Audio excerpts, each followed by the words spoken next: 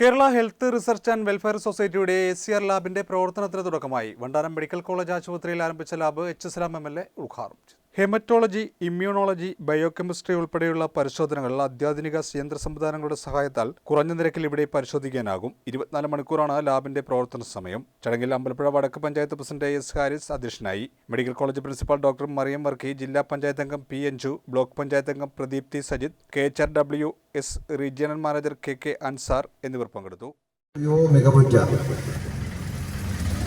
ഏറ്റവും പുതിയ technology update ചെയ്യപ്പെട്ട ഏറ്റവും മികച്ച മെഡിക്കൽ എക്യുപ്മെന്റ്സുകളെല്ലാം നമ്മുടെ സൂപ്പർ സ്പെഷ്യാലിറ്റി ആശുപത്രിയിൽ നോക്കിയാൽ കാണാം.